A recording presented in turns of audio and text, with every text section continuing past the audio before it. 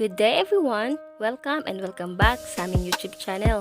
Today's video ay ito na po yung ating full video ng ating Siopao Bola Bola. Pero bago ang lahat, kung bago ka pa lang sa aming YouTube channel, please subscribe and hit the notification bell para ma-update kayo kung may bago kaming videos. Mag-start na po tayo pagkatapos lang ng aking intro.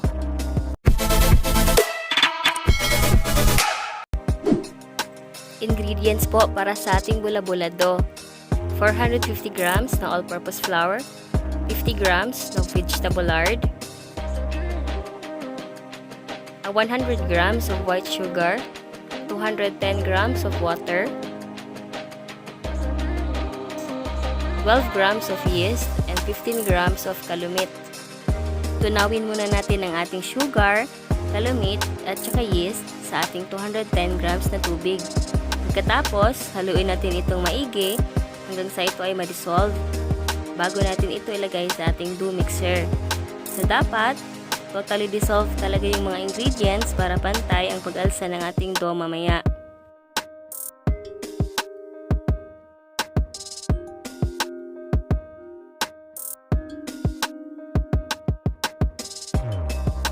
Dapat, ganito ng appearance ng ating mixture.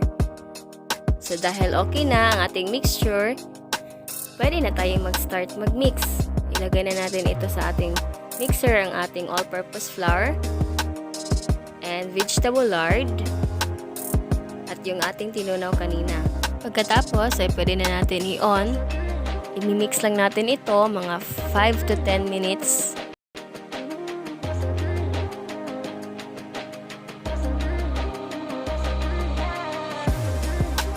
So after 10 minutes, ay ganito na ang appearance ng ating dough. Palatandaan po na okay na ang ating dough, ay hindi na po ito didikit sa ating mga kamay.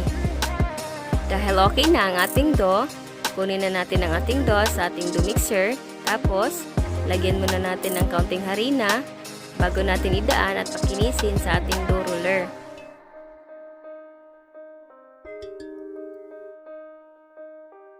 Repeat the process lang po hanggang sa ang ating dough ay kuminis. At para naman po hindi dumikit ang ating dough sa ating dough roller, lagyan natin ito ng harina ng paunti-unti lang po.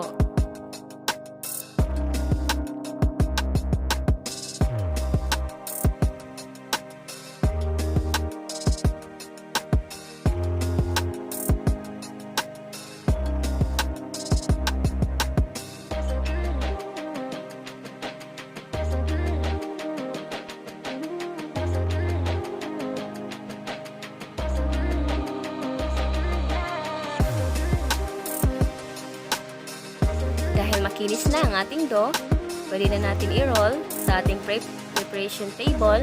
Naglagay din kami ng konting harina para naman po hindi dumikit yung dough sa ating prep table. Kung napapansin nyo, ganyan na po yung appearance ng ating dough. Makinis na po siya. I-cut or timbangin natin ang ating dough para pantay-pantay ang laki ng ating siopaw. Nasa sa inyo na rin po yun kung ano ang prefer nyo na timbang o laki sa inyong siopaw. Kasi sa amin po, 37 grams po ang timbang kasi binibenta po namin ito ng 10 pesos each. Sa 450 grams na harina ay nakakagawa kami ng 23 to 24 pieces po.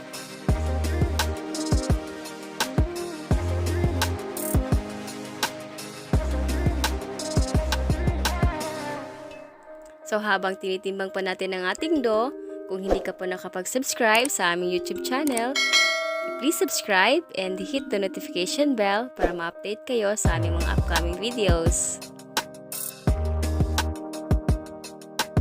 Ngayon, ipa-flat na natin ang ating dough. Lagyan natin ng harina ang dulo para hindi dumikit sa prep table pag-roll natin sa rolling pin mamaya.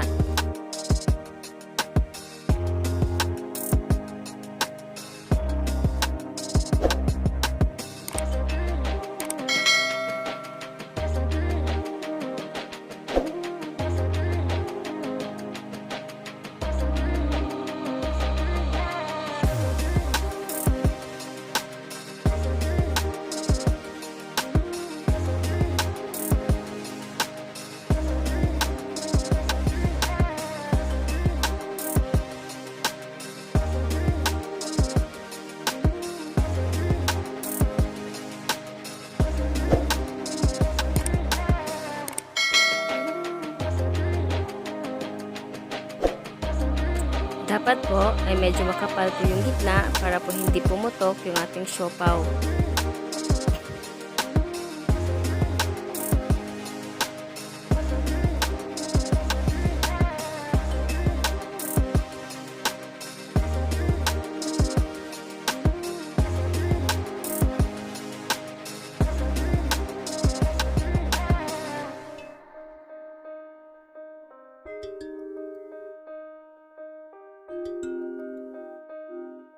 Sa pag-wrap ng ating siopaw, lagyan na natin ang ating Siopao Bola Bola ham, sliced boiled egg, at saka sliced hotdog. Sa hindi pa nakakapanood kung paano gawin ang ating Siopao Bola Bola ham, ilalagay ko na lang po yung link sa ating description box. Ganito lang po namin nire-wrap ang aming siopaw. Repeat the process lang po hanggang sa matapos natin lahat i-wrap.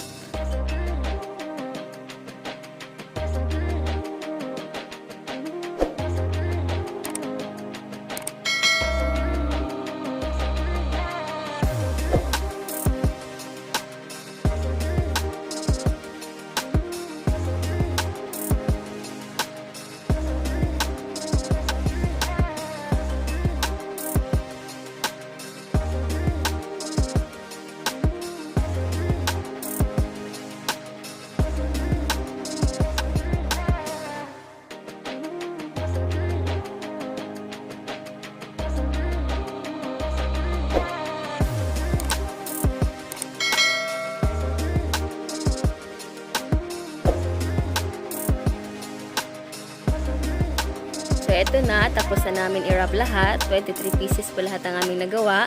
So, isi-stay muna natin ito ng mga 30 to 40 minutes hanggang sa ito ay umalsa. At saka pwede na natin siya ma-steam. After 30 to 40 minutes, pwede na natin i-steam ang ating siopaw. Pero bago natin to i-steam, dapat po ay nakapagpakulo na po tayo ng tubig sa ating steamer. So, isi-steam natin ito for 15 minutes.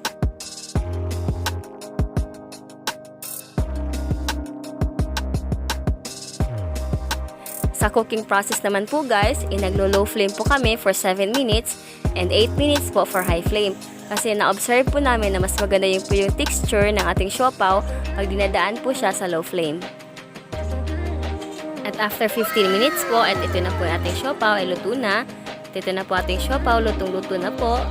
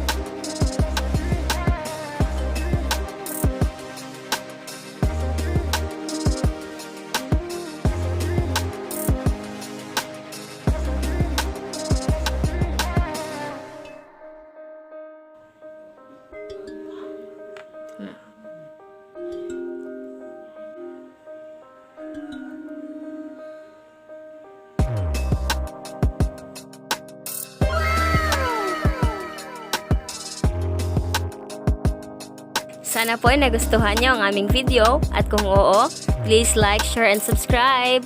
Thank you for watching. God bless us all. Bye-bye! See you in my next upload.